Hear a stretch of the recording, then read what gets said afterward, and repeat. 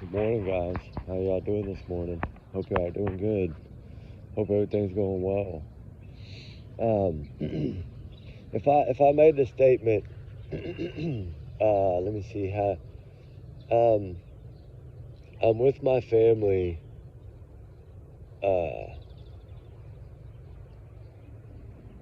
Dealing with the loss. Trying to help my family get through the loss of someone. Right? That doesn't. If you hear someone say that, don't you think that they must know the person that passed away pretty well, right? If it's bothering them and their family and they need to be at a time of healing together, right? But what if they didn't know the person? What if they said they knew nothing of the person? What if they were a stranger to them? Would they mourn them? Would they have to be together with their family and respect that privacy in this time of grieving? I just don't. I see that hard when it's someone that you don't know nothing about and you don't know. So what would make it hard, right? The reason I'm bringing this up is because it's been bugging me for a while and I've been wanting to spit it out. But this is the manager of David Burke, the rapper, the artist, the one with the child, the teenager found in the trunk of his Tesla. Right? His manager, that's what he said when he responded about the email.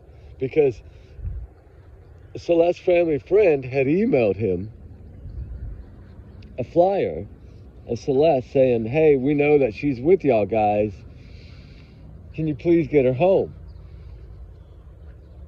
And he denied it. And in that denial, in that same little speech that he gave in that denial speech, that's when he also said that at this time he was with his family and they were mourning in their way. They needed their privacy or whatever, I guess. But he said he didn't know her. He knew nothing of her. He never knew anything, right? So people get confused here. And the reason I'm talking about it is because I've said, and I say it again, I think that he's also going to go down in all this. They pretty much let us know it's an investigation. We pretty much know it's a homicide. She didn't get in there by herself. I mean, common sense tells us the majority of everything, but still, all in all, people are losing patience. And man, this could take months. Like the amount of evidence they have to go through, cell phones, computers, going back through all the live streams and going back over concert videos. And I mean, a lot of people say, well, they recovered the video from the home. Yeah, but how do they know that wasn't messed with? How do they know that they didn't have all those cameras covered up in that home? It's probably possible that they probably had them all covered up. I mean, people not think that? Yeah, of course, if they was on camera, yeah, it would be a different story. But even then, can you, right? Could you? If you see something on camera that's suspicious, could you go ahead and make the arrest even though they haven't even said her cause of unaliving? I don't know. I don't think you can do that because I don't think you can physically arrest anyone till that comes out. You can't file any charges. You can't pick anybody up. You can't. Now, I guess maybe if you could clearly see the whole thing unfold, yeah, that would be different. But some people I've heard, well, if you're carrying someone, yeah, well, that carrying someone is totally different than having someone in two separate trash bags. That's a big difference. Now, yeah, I believe if they had all that on tape, well, of course. But the thing is what do they recover from in the house? That's what's going to matter. Did they find DNA evidence? Well, we know evidently there was hair strands of hers found in the car, in the back seat, or on the floorboard, in the door jamb of the passenger's front seat, or something like that. That I believe that some of her hairs were found to I guess link her to that car. Like she had been in that car before, and I'm sure in that home they were able to do that, right? I'm sure her black curly hair was everywhere in that house. And hairbrushes and combs, and there's no telling. The bathroom drains, showers, right? We know they took all the shower drains out, all that stuff. They did all that in that little search thing they did, right? At least that's what everybody's saying. I don't know, but the thing is this isn't just one. I don't believe it's just one person involved here. I really don't. And the thing that really bugged me about, I guess maybe in the beginning he didn't realize that all this was going to unfold the way it did, the manager, right? Because he started getting blamed early on. And then he's like, I live at home 95% of the time. Like basically saying I only travel 5%, which I know a lot of managers probably do, like Zoom and stuff like that. That's probably how they have their meetings. But do most managers of artists have their Teslas parked in their garage? That's the question I have. If you live at home in California, live somewhere else, not even there, and you're with your family and your children and your wives all the time, and you don't travel there, then why the heck do you have a $100,000 plus car sitting in the garage of a $20,000 a month rental? Make that make sense. No, I think that he was there a lot. I think that he was partying with them and like trying to get this off the ground. Manager's a big part of their career in the first probably, year or so until they get really, really take off. You know, like usually the manager's a big part of that. And some of them, heck, I'm sure they're with them every day. That's why they're their manager. They're going to pay them a big hefty salary, then they need them there, right? I would like to see his cell phone data. Where was his cell phone? How often was it there? How often was the manager really there? That's what I want to know. And it seems to be enough that he needed a car there, and not just any car, a freaking Tesla. I mean, come on. Common sense, man. You know, did he just bring the Tesla? Because now his client was going to need another car to drive? Like, because it got jammed up? I mean, there's so many things, right? How long had that Tesla been in that garage? I'm sure the Tesla will tell them. They know that by the computer. You know, that system can take a while too. Those Tesla systems, they say, can take a while to get everything back. So, I mean, we got to it's about patience, I think. And I know people are running thin on it, you know. Of course, everybody's frustrated.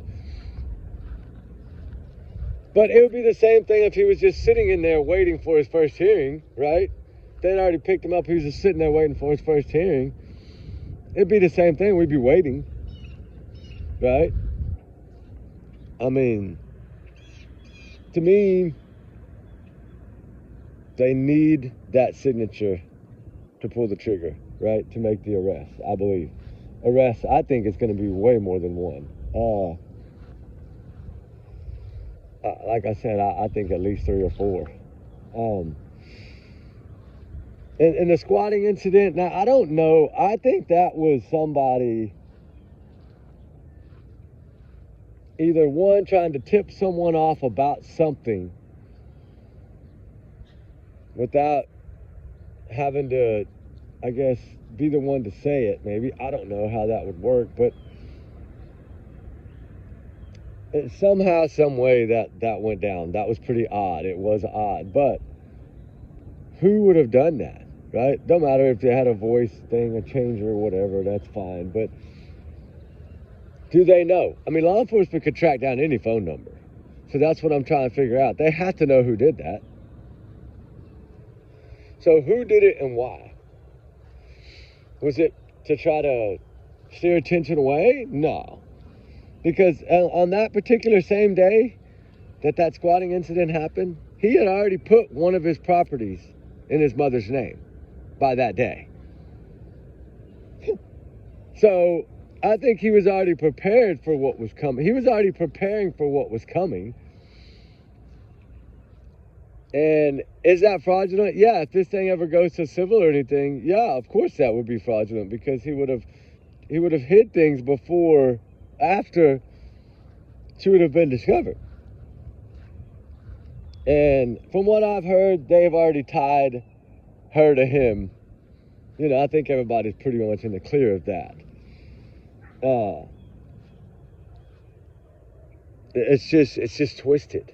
This thing is twisted. That I was trying to read any things that they've put out, right? Which the manager's the only one that spoke, like really spoke. And so I was like, I gotta read this. And I kept reading it over and over, and I looked at it, and I kept going back to that one little part where he talked about he was with his family, like they were mourning and grieving. And I'm thinking, why are you mourning? Why are you grieving if you did not know who this child was? You simply said, I never got an email, which they were able to prove the email was sent. I don't know if they were able to prove it was received or not, but law enforcement can do that. But I mean, I don't think anybody else could. And has his stuff been checked? Has he even been looked at, right? We don't know. I'm pretty sure if the email really came to him, right, and that is 100% an email sent by a family friend of Celeste, Rivas' family. If that is true, right, and it was done, you know, after February or whatever, when she left, right after he rented the place, that's when she kind of left for good once he rented that place there, so that's when she was gone. So, I mean, the timing, I think that's another thing, is the timing makes it easy because they got to look at, okay, when did he rent this place, okay, and then when did she run away, right? And then, okay, now, all right, well, now we know where she was the entire time.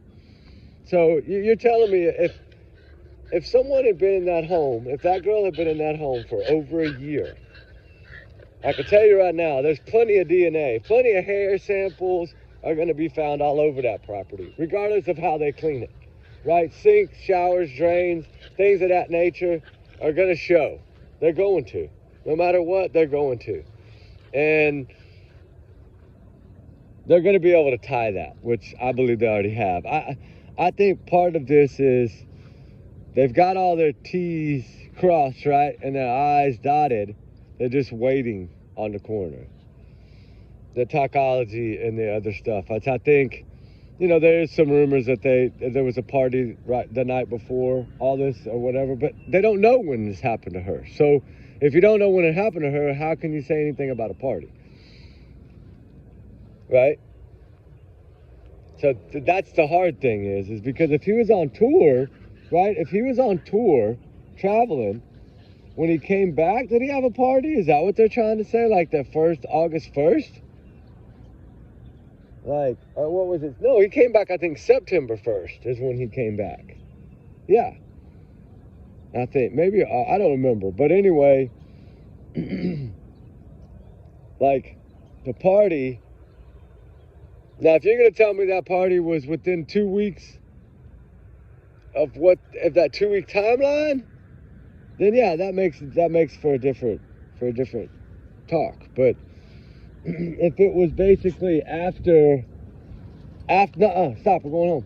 After the fact, then it would be different. But I think that if you look at the overall, the friends, the teacher, the people being paid by this guy that have evidently have proof, right, from what we hear, that they got proof by messaging on their phone of that basically was paying them to be quiet. Like, who goes through all this trouble? And you know what's crazy about it is he seemed to do these things himself. Instead of having somebody else, like P. Diddy, he would always send somebody else with the money in a bag, right? This guy's doing it himself, which is odd. Like, it's like he's really trying to keep anybody out of it. Like, he wants to make sure that he's the one that does it. That's weird to me. You would think somebody with the money and power would just pay somebody to go do it. But, you know, some people say that was all a part of the thing to try to see if they could get Celeste home or something like that, what I heard. Like when they thought that maybe she would come home or something. I don't know. I don't know exactly all of it. I mean, if this dude was paying them, wow. That's crazy. Like, shame on them for taking the money, for one. You know? It just basically links more back to criminal activity with the minor. You know, like he's a groomer, like Stephen Stearns. Like I said, he's just like Stephen Stearns, and evidently likes to groom young girls. Seems like if you really watch like any of his little clips that I've seen with like lives or things like that, it's always just like girls in there with him, and they all look pretty dang young, to be honest with you. And I don't know. I don't know what made anything happen like that or different. I mean, like why he. I don't know. I guess maybe I'm just curious of why somebody that age would go after somebody that age. I guess to me, because it just blows my mind. I'm like, how can you even do that, right? Like if you're going to build your life and your career and you're going to make millions and you're going to take off and you're going to become some huge famous person and you're going to put all that away because you want to date somebody that's too young? Like, not trying to say that, you know, I'm trying to say it in a way of like, why would he mess all that up, right? Like kind of like Christina Formella. She had a perfect life painted in front of her, so it appeared. But it wasn't perfect because she was lonely, evidently, and she didn't love that man. She was marrying him for money. But we learned all that later. But it's like, why do these people do these things? I just don't understand. Why? I mean, I know there's a lot of sick individuals out there. I get it. There's a lot of Stephen Stones running around this world, and it's disgusting. They all need to be locked up. But, you know, this to be a young one, 20. Like, look how young he started. Right? Did Stearns, makes you wonder, did Stearns start that young? That's the kind of things that bother me, like that I think about, okay, well, was there somebody besides Maddie? Right? Just like in this case, was there somebody besides Celeste? Who was before Celeste? How old was that one? Right? Was there anything else going on in this property? Like taking all these young girls to concerts and on private jets. Was that really going on? That's disgusting. There's so much to try to put together in this case. I don't think people understand the magnitude. And yeah, we know the landlord hired a PI, but y'all knew that was coming. I wanted to say that the other day. I think we knew. There's an individual that goes around that tries to find his way into these cases, and you know, it just so happens to be the same one that was on the Sebastian Rogers case. On the Emmanuel Haro case. I don't know. I've been hearing a lot about it, and I'm not here to judge anyone. That's why I don't really say anything about it. But it is kind of, I don't know. It is kind of different, but that's really all I'm going to say about it. I really don't want to downplay anyone. I don't think that that's my right. Do I think that I look at it most, if you get a professional PI, they're going to handle your case and only your case until it's either done or, you know, y'all decide to slow back on her or whatever, right? They're devoted to you until the end, pretty much. And you don't see that in some of these ones. But I guess maybe it's because they're not like, because real PIs, they don't come out, they don't talk, they don't tell us their names, they don't really ever say anything. They're just private. And private people that live private lives and like to be nosy. And get answers for people like us that need them. So yeah, it's a good thing to have them out there. But usually the professional ones usually don't ever really talk. They don't ever really say much. I don't know what they can do in this situation, because it's still going to come down to LAPD. Yeah, they might be able to figure out a few things, but I don't know, like, if they can get the camera footage. I doubt that. I'm sure the police took the whole hard drive out of there. Like, nobody's getting that footage but them, I would think, until this is all said and done. But then again, maybe he does have a way to get to it. But if he does have a way to get to the footage, then that would defeat the purpose of law enforcement doing their investigation, because they wouldn't be able to cover their tracks. They wouldn't be able to hide or keep that a secret. So that's why I don't think that they were able to get any of that footage from law enforcement. I think law enforcement has all that. I would hope. Because if not, we're going to probably start seeing some crazy clips come out. But you know how they'll be. It'll be, I don't know. We'll just have to wait and see what happens. But, I mean, I think more of the houses across the street are going to be the ones that people are actually living in, that the camera access was easy for the police. Those, I think, are going to shed more light than if they could get something that could have maybe not even been turned on, for all we know. I mean, they could have had that where they didn't want any of the cameras. That could have been part of it. They didn't. I mean, if they were hiding and deleting lives, I don't think they would have wanted cameras in that home, for the simple fact of what he was doing, with a minor. So I just don't see that. I think that would have been an arrest already if there would have been actual footage that they could use within that home. That might have made a big difference in this case. Now, I think they're across the street. I don't know. I'm hearing that they got everything together, but that they're waiting. So I don't know. It's kind of a point to where it's like, I know this case is blowing up crazy, which it should. I think all of them should do this. That's why I feel like in Sebastian and Summer, all of them should blow up like this. It helps the case. It does to me. I mean, we know it's an investigation. We know it's pretty much a homicide investigation. I mean, she didn't crawl in there and do that to herself. So, I guess just be patient. That's all we can really do at this point. Wait our turn to get the answers from the police, which should be coming any day, from what I understand. It's about the time that something should start coming out. I mean, when we tracked that girl from Hawaii, remember, and it was the tight lip, remember, they wouldn't tell us nothing. I was working with the aunt, and we couldn't get any information from them, and they already knew that she had crossed the border on that bus, and they never said a thing. Like, isn't that weird?